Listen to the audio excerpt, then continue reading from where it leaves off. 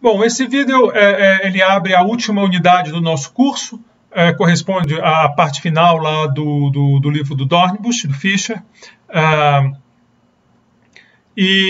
né, a reta final do curso. Ele tem a primeira parte, a primeira unidade aqui o primeiro pedaço aqui dessa unidade do curso, trata de grandes eventos. Eu vou falar particularmente da Grande Depressão e de hiperinflação, a que pegou aqui, não estou falando daquela que pegou o leste da Europa, o centro-leste da Europa, pegou a Alemanha, a Áustria, a Hungria, no entre guerras. Estou falando dessa que pegou aqui o Brasil e tal, já mais dentro do século XX. Embora eu possa falar daquelas também, mas a ênfase está aqui porque pegou o Brasil. O livro trata de outros episódios também, e por aí vai. Depois eu vou falar da parte avançada, alguns tópicos mais avançados para fazer a transição para os próximos cursos de macro, não é? Então eu vou falar da parte de expectativa, oferta de Lucas. Na oferta de Lucas eu vou sair do nosso livro texto e vou usar como referência o material que está no livro do David Homer, Advanced Macroeconomics, que está lá na referência do curso. Nós vamos seguir lá aquele roteiro. Aí na parte de RBC eu vou misturar um pouco o livro com algumas anotações minhas. Também vai ser bem rápido, é só para passar a ideia do que é, porque aí é a ponte para os próximos cursos de macroeconomia, né? Quer dizer, a gente está encerrando o nosso curso introdutório de macro, né? O nosso curso de macro 1, e aí levanta a bola para seguir adiante na caminhada aí de vocês que vão continuar estudando macroeconomia.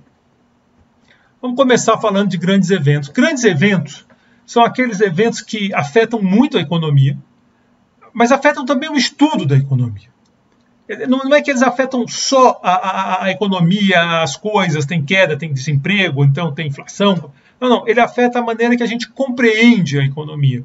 Vários resultados importantes em macroeconomia, macroeconômica, né, mas em macroeconomia, estão associados a grandes eventos. É muito comum. A própria macroeconomia, quer dizer, o conceito que a ideia de macroeconomia como um ramo, né, um pedaço, quase que um corpo próprio, ela vem um pouco da Grande Depressão, com Keynes. Keynes chega lá, porque antes você não tinha muito. Quer dizer, claro que você tinha a noção, né, dos temas que são associados à macroeconomia e microeconomia, mas você não tinha muito essa ideia, você não tinha livro de macro e micro, digamos assim. Você tinha livro de economia, de princípios de economia, fundamentos de economia, era tudo assim, né? Até um princípio de economia política. Você depois que passou essa divisão melhor, em grande parte por conta de um grande evento, talvez o grande evento por natureza, que é a Grande Depressão. Mas existem outros grandes eventos, não tão grandes quanto a Grande Depressão, mas talvez não tão grandes. Eu acredito que não tem nada perto da Grande Depressão, mas está ainda assim marcantes, que marcaram a época e mexiam na vida das pessoas. A lista de grandes eventos, bom, primeiro é a Grande Depressão. Não tem como, se você vai fazer essa lista, ela está em posição de destaque. Nós vamos discutir a Grande Depressão com mais detalhes aqui, foi uma coisa brutal, como nós vamos ver. As hiperinflações também são eventos que mexem com a estrutura de uma economia. O Sargent, Thomas Sargent, ele tem um texto que eu acho fundamental. Assim, no meu curso de Economia Brasileira, na parte de inflação, eu uso esse texto. É um texto chamado Fim de 4 Grandes Inflações, que ele vai estudar essas grandes inflações que aconteceram no entre guerras lá na Europa, né? Que é a Alemanha, a Áustria, a Hungria, Polônia, e usa a Tchecoslováquia para fazer o contraponto, porque não teve. Então, você tem esse texto, e nesse texto a gente fala, ele discute um pouco, além algumas questões de método, ele fala, esses eventos extremos, às vezes as pessoas acham que por ser muito extremo não tem muita lição para a normalidade. Ele discorda, ele acha que nesses eventos extremos a gente consegue perceber as forças mais básicas que estão por trás do fenômeno econômico. Eu gosto dessa leitura do Sargent, então eu acho importante estudar esses eventos extremos, né? Esses eventos extremos para aprender, e lá a gente percebe o fenômeno que depois, no tempo normal, ele fica mais mascarado, mas aquela força, né, primal, digamos assim, ela tá e esses eventos revelam esses mecanismos. O choque do petróleo dos anos 70 é um evento que, claro, nem perto da Grande Depressão, mas ele é muito importante, porque se a Grande Depressão deu a gente fala da origem é um termo forte, porque assim, aquele negócio, nada se cria, né? Mas deu fundamento para a macroeconomia, com Keynes e com aquela macroeconomia de pegada mais keynesiana de demanda. O choque do petróleo foi um pouco o contraponto. No choque do petróleo, você tinha, nos anos 70, né, você tinha recessão e inflação.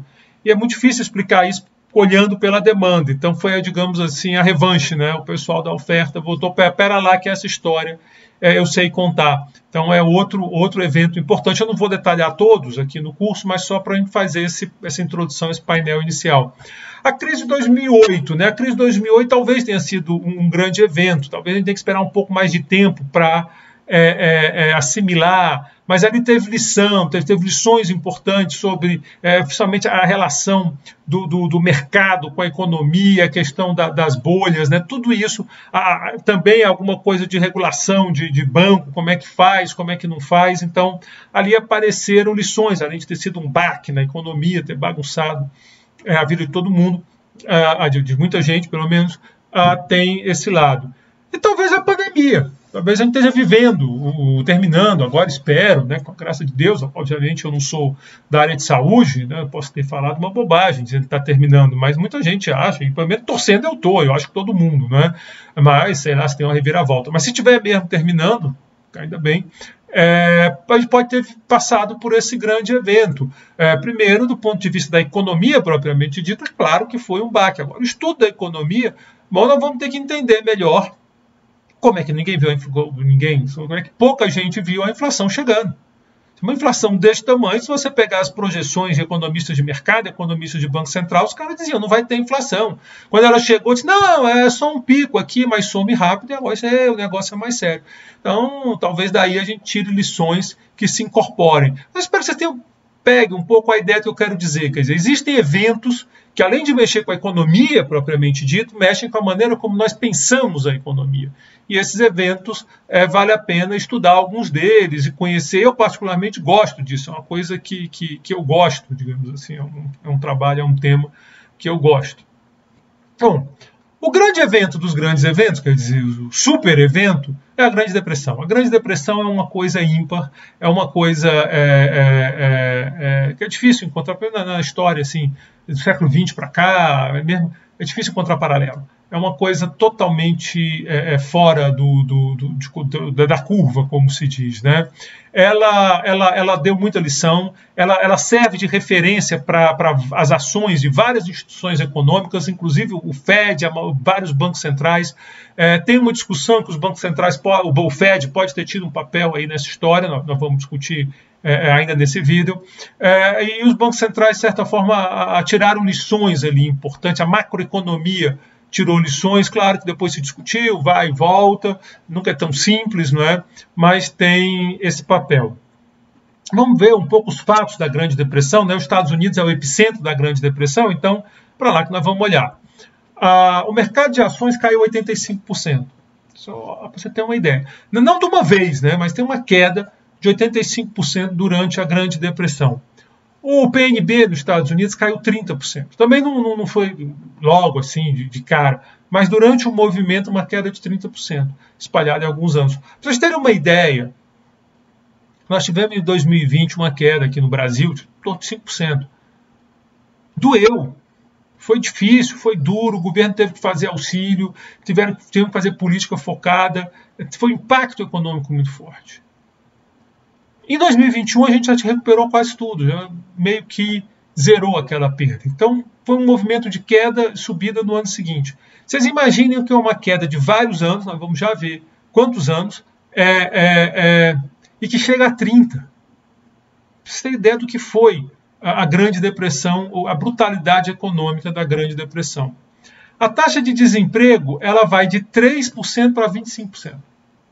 A taxa de desemprego de 3% para 25%, mais um indicador forte do impacto que foi a Grande Depressão.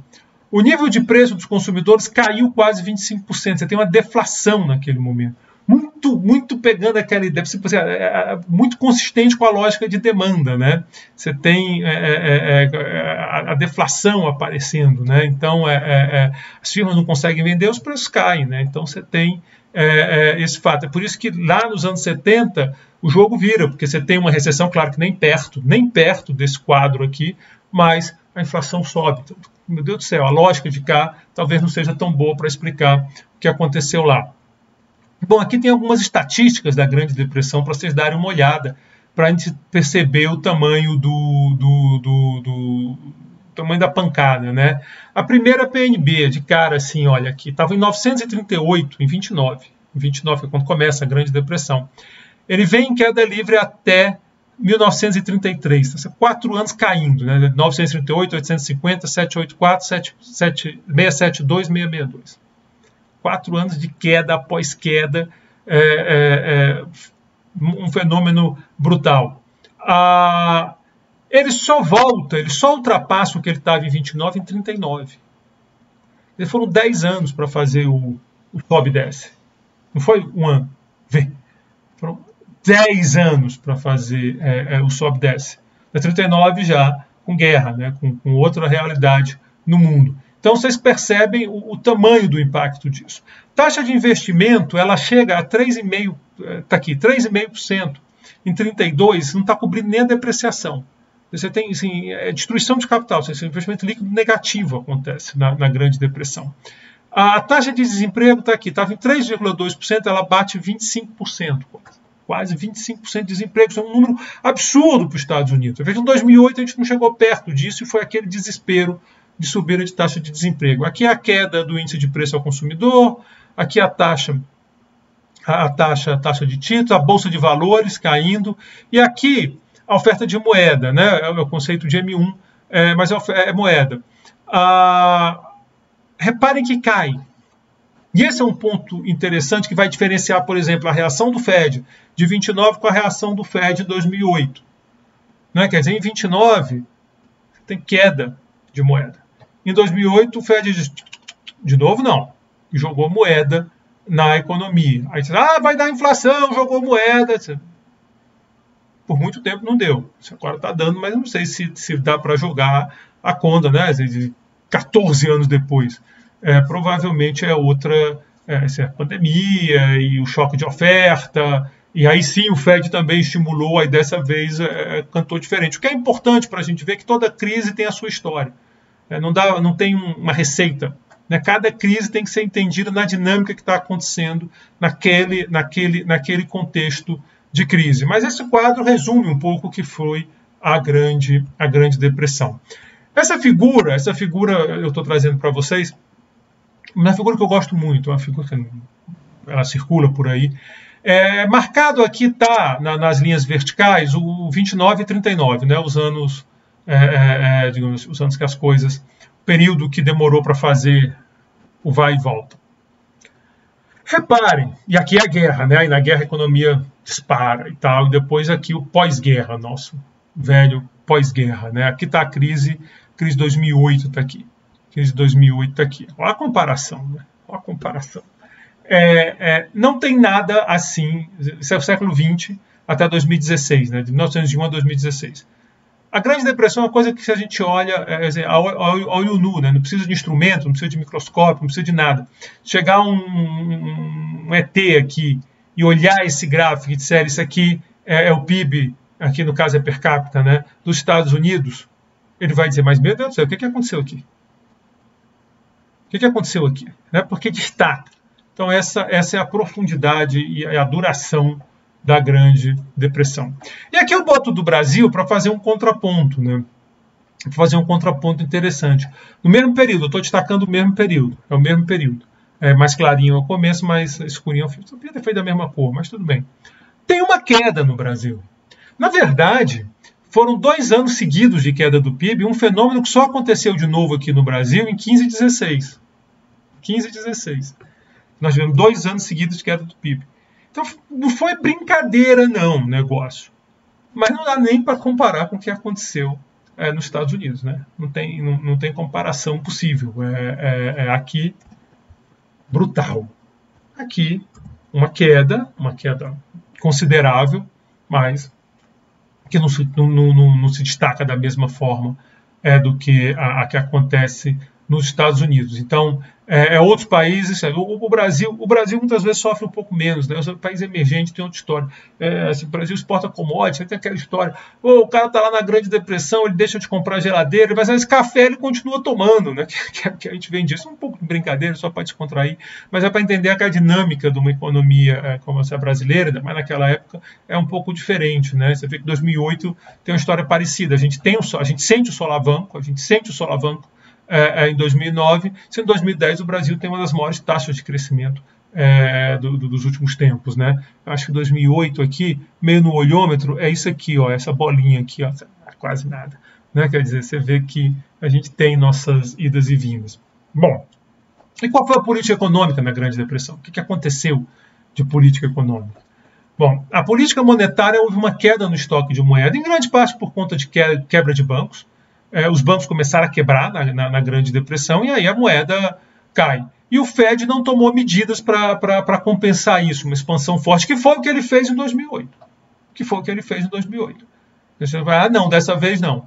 E aí o Fed começa a jogar moeda na economia, mantém a liquidez dos bancos, mantém a liquidez da economia. Há quem acredite, talvez com bons argumentos, que isso evitou a repetir aquela cadeia de quebra de bancos que poderia ter aprofundado muito mais a crise. Há quem diga que não. Foi uma discussão muito grande, é o too big to fail, o Fed devia ter salvo o banco, não devia ter salvo o banco, o que ele devia fazer. Bom, a gente sabe o que aconteceu, a gente não tem bola de cristal para ver o outro mundo. A política fiscal começou a aparecer déficit, e aí o governo começa a tentar levar imposto para compensar o déficit, mas aí você tem um problema, a economia está em crise, está em recessão, e você está tentando elevar imposto, e isso é muito difícil, a gente viveu de certa forma isso no Brasil. 2015, essa dificuldade, isso nunca é igual, né? Mas a dificuldade de brigar com déficit numa economia em recessão, isso é muito difícil. O Levi tentou, não conseguiu, daí chegou o Temer com o Meirelles, eles fizeram aquele negócio do teto, que era para dissolver em 20 anos, aí o Paulo Guedes chegou, disse que ia conseguir, também não conseguiu, agora deu um resultado, mas muito ajudado por inflação. Então você tem um problema aí a política fiscal foi nessa direção. Aqui está o gasto público e a receita pública. Você vê que o gasto ele vai numa alta, muito porque o PNB está caindo, né? Isso aqui é uma razão. E aí o superávit, quer dizer, fica negativo, vai virando déficit, né? Então você tem esse aqui é governo total, isso aqui é governo federal, só o governo federal. Aqui é o governo considerando todas as esferas de governo. Isso aqui é uma medida de déficit e superávit que tenta ajustar pelo pleno emprego, quer dizer, como seria o déficit se a economia tivesse em pleno emprego. A gente conversou sobre isso já durante o curso, porque a economia, aquele negócio, a economia entra em recessão, a receita cai, aparece déficit. E aí, como seria, né? Então você faz esse ajuste e aparece aqui. Então, dá para ter uma ideia do que foi a situação, né? A situação, você estava tendo esse crescimento do gasto como proporção do PNB, e para tentar segurar o déficit seria pelo lado da receita. Mas você não consegue, quer dizer, ele cresce menos, mas de alguma maneira você não consegue, menos do que cresceria se não tivesse, mas não resolve porque não tem receita também, porque a economia está deprimida. Como é que a macroeconomia pode explicar a Grande Depressão, né? Ela poderia ter sido evitada? Quer dizer, qual a explicação para a Grande Depressão? Como evitar a Grande Depressão? Pode acontecer outra vez, que a gente pode ter outro horror daqueles? A verdade é que a macroeconomia, chamamos de macroeconomia clássica, a macroeconomia daquela época, é o termo que Keynes usa. Ela não tinha uma teoria bem desenvolvida que pudesse explicar a persistência do desemprego excessivo, nem uma recomendação de política para resolver o problema. Ela não tinha. Basicamente, os macroeconomistas ficaram perdidos. Eles não sabiam muito bem explicar o que estava acontecendo. O instrumental teórico que estava de pé naquela época não conseguia, muito parecido com o que a gente chama de macro do lado da oferta, e não conseguia explicar aquilo. Ainda não, tudo bem, tem desemprego, aí sobe, desce, o ciclo econômico, tudo isso a gente discutiu no curso, mas aquela persistência toda, né? Isso aqui, desemprego pula de 3,2 para 8,7 para 15,20, não volta, né? Ele não volta. Não tinha. A macroeconomia, pelo menos naquela época, né? Naquela época, não sabia explicar a Grande Depressão.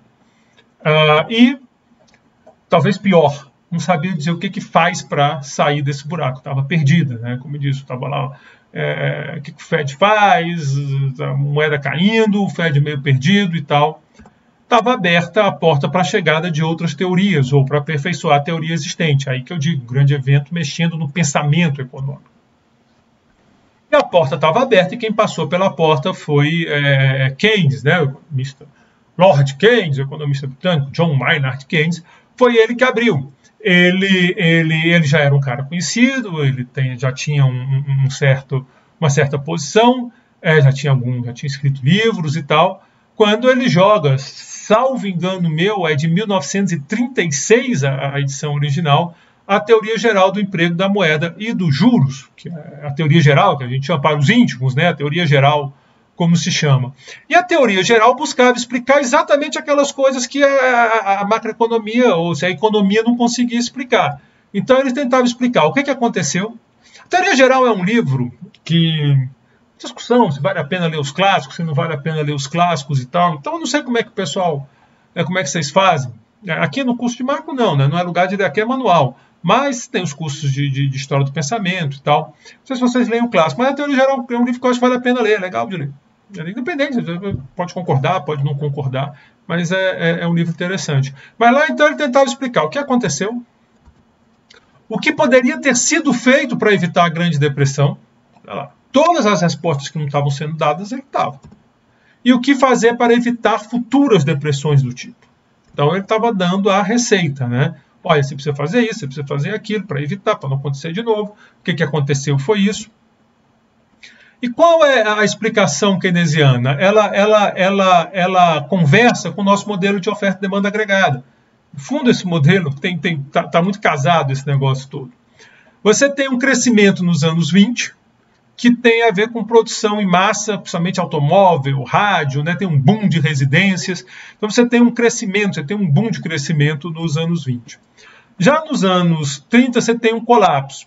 Há uma redução nas oportunidades de investimento, redução nos gastos de consumo e, na abordagem keynesiana, uma política fiscal mal desenhada. Então você tem uma trava na demanda. Você tem uma trava na demanda agregada. O que aconteceu? Você puxou a demanda agregada, travou, trouxe ela puxou aqui, né, para dentro, e isso, queda de preço e queda de quantidade. E queda de quantidade, né? O que acontece? Você vinha naquela euforia dos anos 20, de crescimento, chega uma hora que essas oportunidades vão parando, as empresas começam a acumular estoques indesejados, é o que a gente chama de investimento não planejado. Vocês voltaram, nós discutimos um pouco essa ideia. As empresas com aqueles estoques, para se livrar dos estoques, as empresas começam a reduzir a produção, isso quer dizer demitir gente. As pessoas sem renda começam a não demandar mais, porque elas não têm renda, e aí os estoques ficam maiores e você cria esse verdadeiro monstro. A literatura keynesiana vai dizer que essa visão keynesiana ela diz que as lições da Grande Depressão foi: a economia de mercado é intrinsecamente instável. Ela é instável. Uma economia de mercado, ao contrário da ideia que a gente tem, que vem lá do modelo micro de oferta e demanda, né, de que o mercado se equilibra, as coisas tendem a se equilibrar.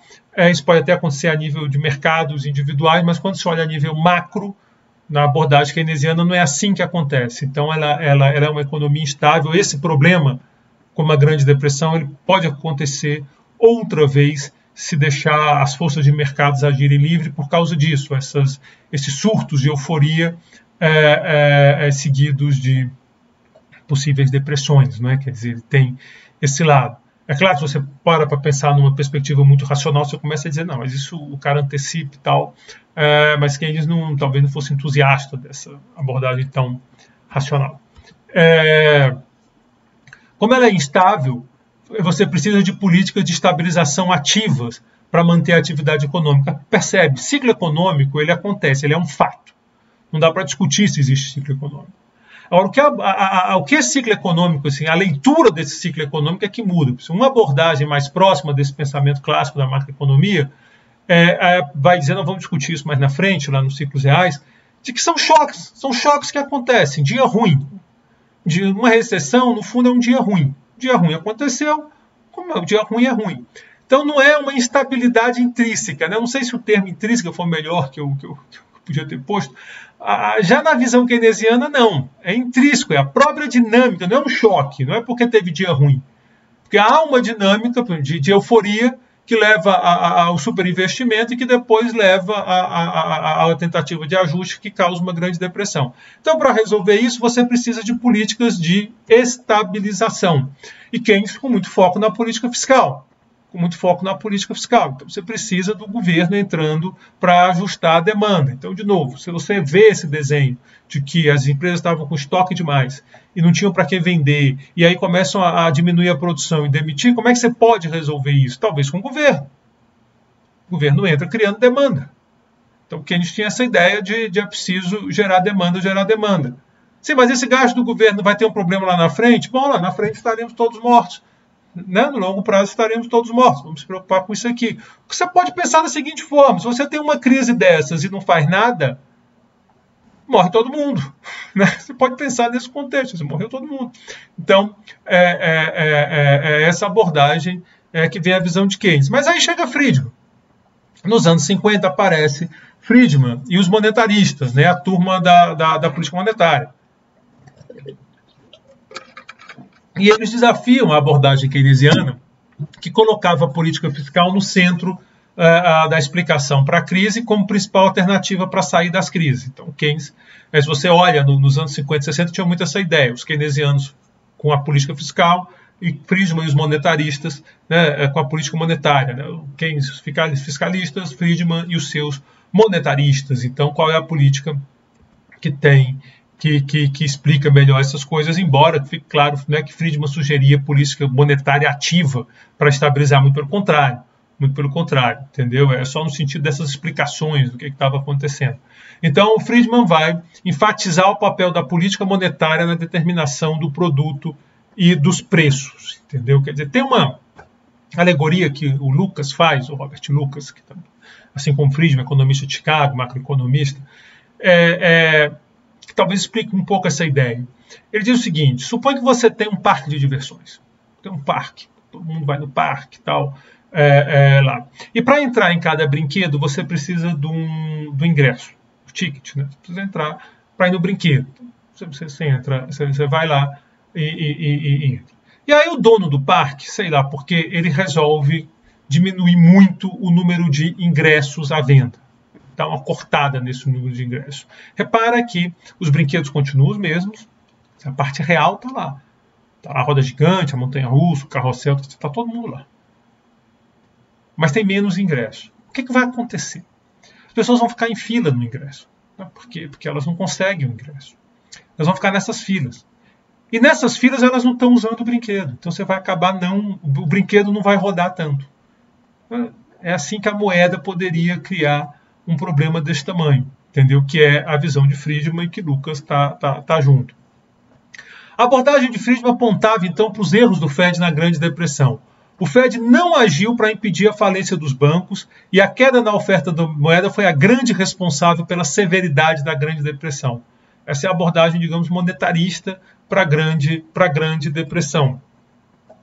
Essa abordagem monetária, né, associada aos monetaristas, ela se tornou a explicação ortodoxa, digamos assim, para a Grande Depressão. E não é por acaso que quando você tem a crise de 2008, o Fed corre para impedir a falência dos bancos. Né? De novo, aí vem toda aquela discussão se isso é correto, que tem empresas muito grandes para falir, né? O too big, too fail, mas é um pouco nessa lição, Bom, antes de eu falar de hiperinflação, aqui eu vou fazer pequena propaganda aqui. Tem uma outra visão, não está no livro do Dornbusch, mas essa visão, digamos, é uma visão lá da oferta raiz, né, mais neoclássica.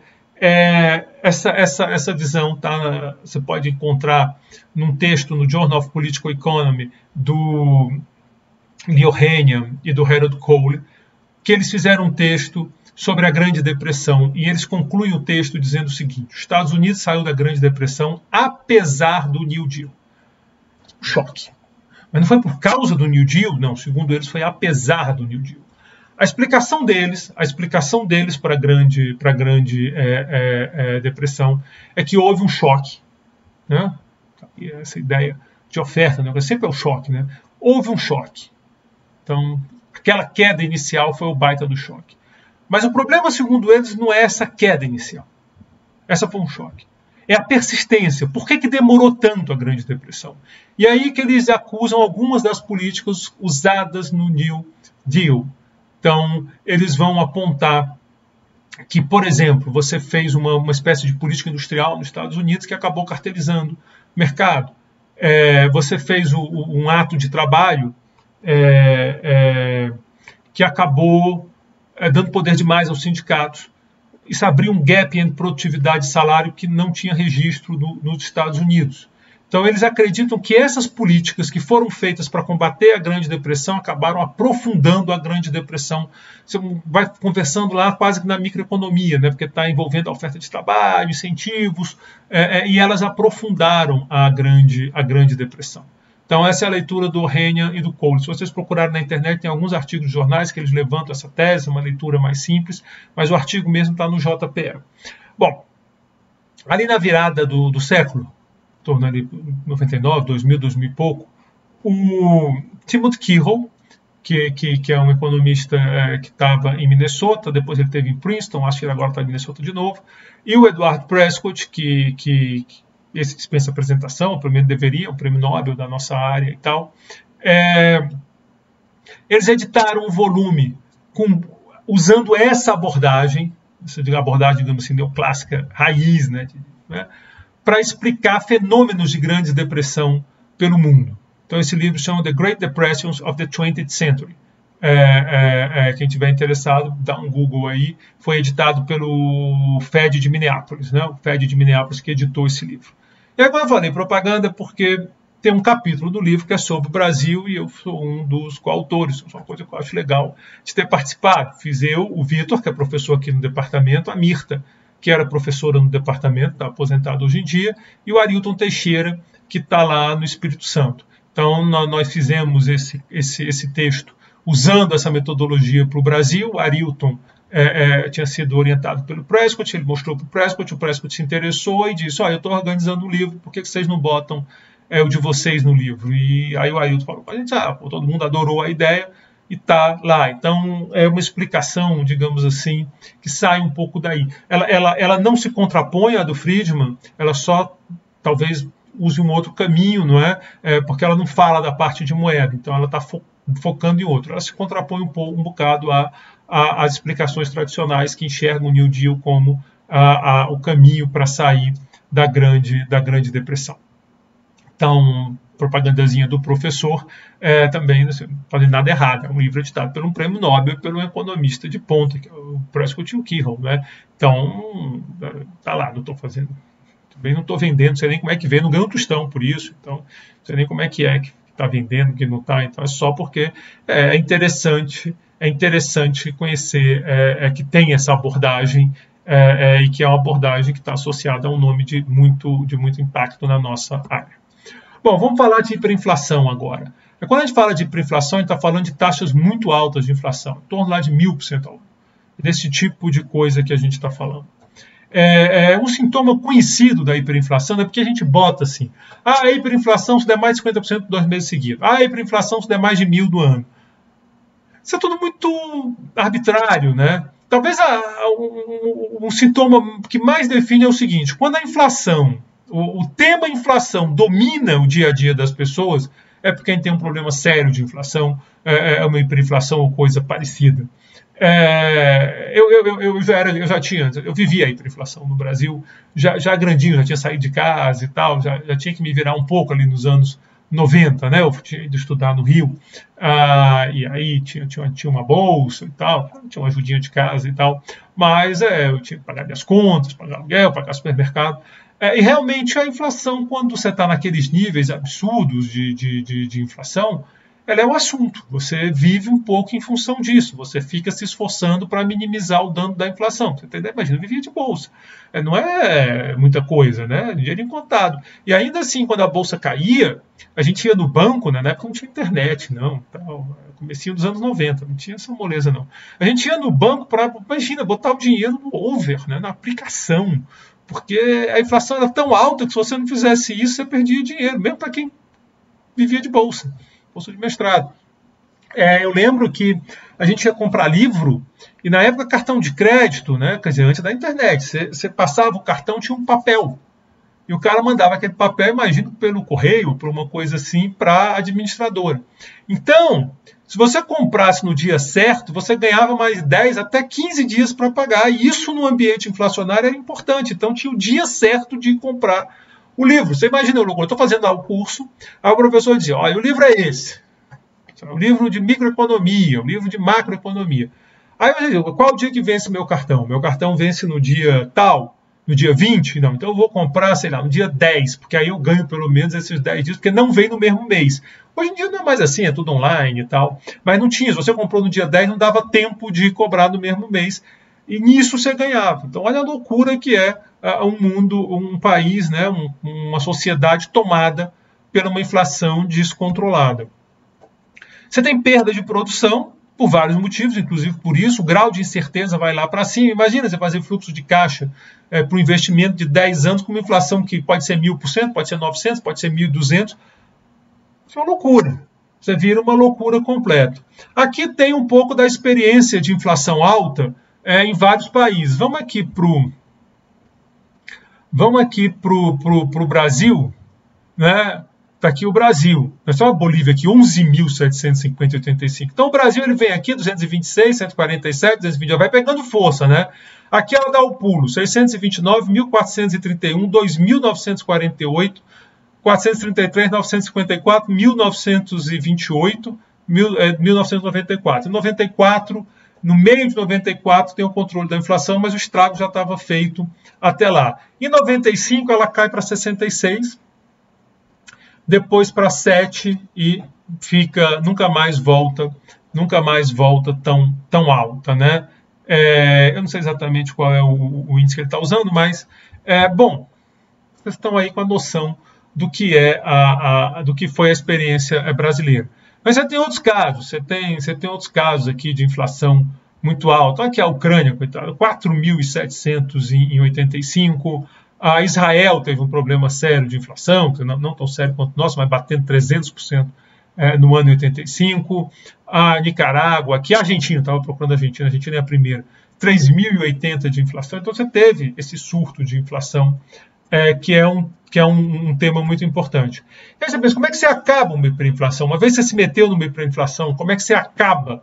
Como é que você combate? Quer dizer, nós somos economistas, nós somos macroeconomistas, né? Espero que alguns de vocês se empolguem com macro e sigam na área de macro. Aí você tem uma hiperinflação, diz assim, cara, é tua praia. Vem cá, resolve para mim essa bomba, porque tá ferrando tudo. E aí como é que faz? Claro que não tem uma receita de bolo, que vou fazer aqui e faz. Mas tem algumas coisas que são comuns em experiências, e de novo, quem se interessar, The End of Four Big Inflations do Sargent, apesar de ser um texto dos anos 80, olhando experiências lá dos anos 30, ele ainda tem muita coisa ali que vale a pena ler, eu recomendo que leiam. Há uma reforma monetária e fiscal, é um padrão isso, uma reforma monetária ou fiscal, é fundamental. A reforma fiscal porque assim, a hiperinflação ela tem uma característica muito forte. Ela vai aparecendo quando o governo começa a descontroladamente usar o Banco Central para se financiar. Então, o Banco Central, ou seja lá, a autoridade que emite a moeda. Tá? Se não for o Banco Central, o Brasil por muito tempo não tinha Banco Central. O Brasil só vai ter Banco Central nos anos 60. Então tem outro, o Banco do Brasil, alguém. E ele começa a fazer essa emissão para se financiar e isso começa a ficar dominante. Ora, é por isso que é preciso uma reforma fiscal. Porque não adianta você mudar a moeda, fazer reforma monetária, mudar nome de moeda, cortar zero, se continua o problema original. Se continua aquele problema. O governo vai continuar tendo que emitir moeda descontroladamente. Então você precisa de uma reforma fiscal. Teve no Brasil? Teve aquelas desvinculações de receitas da União, que depois tanta discussão gerou, veio nesse pacote, tinha um fundo de emergência, Tudo isso foi feito para tentar. Não foi nem parecido com o esforço que fizeram, por exemplo, na Alemanha. Não foi. Lá foi muito mais drástico. Mas ainda assim houve um esforço fiscal. Reforma monetária, sim, tivemos, mudamos o nome da moeda, cortamos aí, na verdade nós dividimos, se não me engano, por 2.750, até porque era bom para quebrar a memória, mas antigamente a gente dividia por 1.000 e não resolvia nada. Reforma monetária a gente teve várias, cruzado teve, cruzado novo, cruzado mais ou menos, cruzado, não faltou reforma. Não dava em nada, porque não resolvia o outro lado. Uma outra característica típica é o uso de câmbio fixo, ou pelo menos bem controlado. No Brasil a gente não usou fixo, a gente usou um regime de bandas, para dar credibilidade à geralmente nova moeda. Então a reforma monetária faz uma moeda nova, vem o lado fiscal, e aí o governo, para ganhar confiança, ele atrela de alguma forma, o mais comum é fixando mesmo. Mas em alguns casos, o Brasil é um bom exemplo, é banda, mas ele atrela a uma moeda externa. Pode ser a Libra, lá atrás, hoje é o dólar, né, que é a moeda internacional de referência. Então isso é para as pessoas tentarem confiar naquilo. De novo, se você não equilibra o lado fiscal, isso vai acabar estourando. Esse é o exemplo claro da Argentina. Então você imagina, você faz uma lei e diz agora que R$1 é $1. O Brasil não fez isso. A Argentina fez, um peso é $1. Mas se você começa a emitir peso, muito mais do que vai entrar dólar, esse negócio vai desandar. O que aconteceu lá foi o que aconteceu lá também. E geralmente acontece depois de muitos fracassos. Isso é impressionante isso, né? Aquela história de que eventualmente os governos fazem as coisas certas para controlar uma inflação descontrolada, mas só depois de tentar tudo que podiam tentar errado. Aqui o Brasil é um exemplo maravilhoso disso. A gente tinha aquele choque, chama choque heterodoxo, né? Esse negócio aí, papo furado, negócio de fiscal, monetária, isso é conversa de economista malvadão, neoliberal. Não, vamos fazer um choque heterodoxo. Vamos congelar os preços, vamos dar... A gente fez. Plano cruzado, plano Bresser, plano verão. O verão até que mas também não resolveu nada. Plano Collor. Todo dia havia um plano. Todo dia um plano cheio de malabarismo e tal. Todos deram errado. Todos deram errado. Então, não tem jeito. Você erra, uma hora você vai lá e finalmente consegue resolver fazendo o dever de casa. E qual é o custo de combater a inflação? Essa é uma discussão que sempre aparece. Segundo o Sargent, no texto que eu já falei para vocês, no fim das inflações, é muito menor do que as pessoas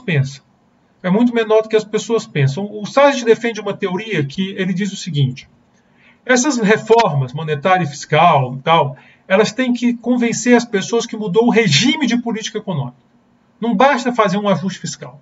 Tem que mudar o regime. Segundo ele, uma vez que mudou o regime, as pessoas percebendo isso, o ajuste é bem mais tranquilo. Por isso permite essas quedas bruscas, né, quando controla finalmente a inflação. É o caso do Brasil, é o caso, por exemplo, que cai de 2.000 para 24 e tal, aqui a Nicarágua, Peru de 7.410,74, depois chega a 2, quer dizer, aqui mas ainda assim é uma queda brusca, né, de 7.000 e tanto.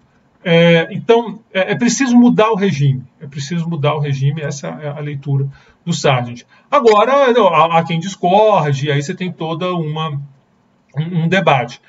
Você tem essa ideia chamada razão de sacrifício, que seria a razão entre a perda do PIB em percentual acumulado, como resultado de uma política de desinflação, em relação à redução da inflação que é de fato alcançada. Então você teria essa relação.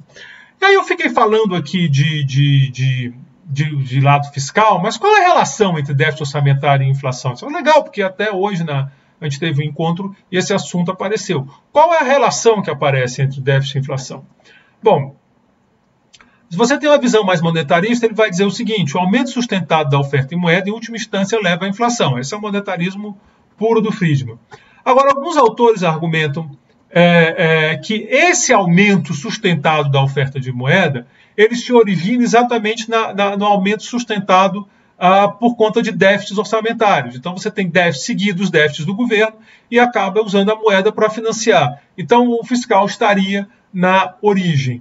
O Sargent com Wallace, eles têm um texto que é fundamental para entender essa discussão, que é uma desagradável aritmética monetarista, do inglês Some Unpleasant Monetarist Arithmetic. Inglês aqui É mais ou menos, mas é esse o texto. E aí eles discutem isso. A ideia é o seguinte: se você tem um Banco Central super compromissado com o combate à inflação, mas você tem uma autoridade fiscal que gasta como se não houvesse amanhã, esse Banco Central uma hora vai ter que financiar para evitar um mal maior, talvez. E aí o processo inflacionário aparece. Então, a política fiscal estaria relacionada com a inflação. É claro que é um fator importante, não é único. Você pode também gerar inflação por causa de uma política monetária ruim. Também vai acontecer. Por que isso? Porque o governo pode financiar o déficit de duas maneiras. Ele pode vender títulos ou ele pode imprimir moeda. A ideia, aquela ideia do déficit, quer dizer, o que ele arrecada e o que ele gasta. Aí o que ele gastou foi mais do que ele arrecadou. Como é que ele faz isso?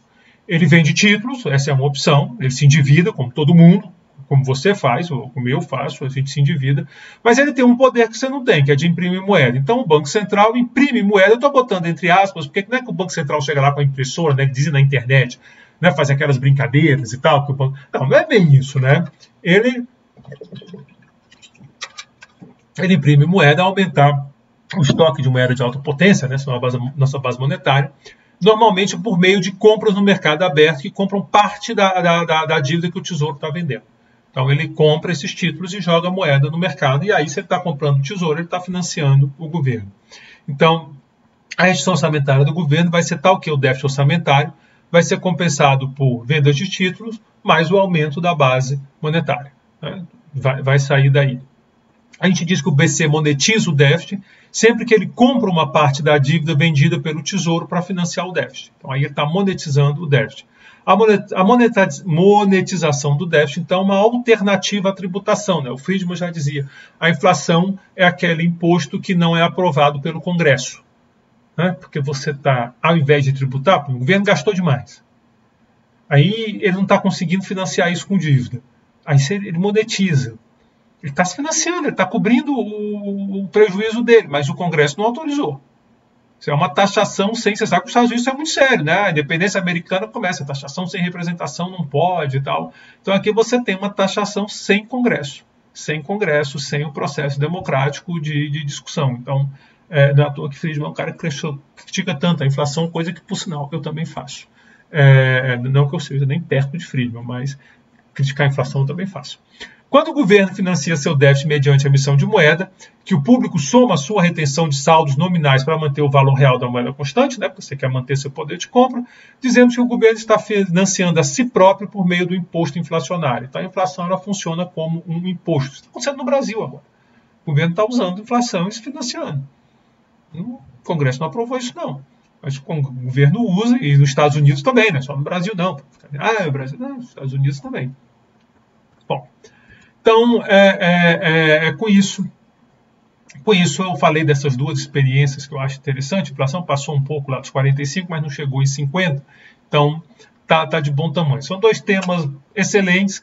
Quem se empolgar pode me procurar. Eu passo algumas referências, algumas eu já dei aqui, mas são dois temas. A Grande Depressão é um tema que eu gosto muito. Veja bem, quando eu falei desse livro que eu participei, foi na virada do século, não tinha 2008, foi antes da crise de 2008, já tinha esse grupo de economistas olhando e tal. Eu gosto da crise, eu acho que crise é onde a gente aprende muito sobre economia, quando a gente estuda uma crise, entendeu?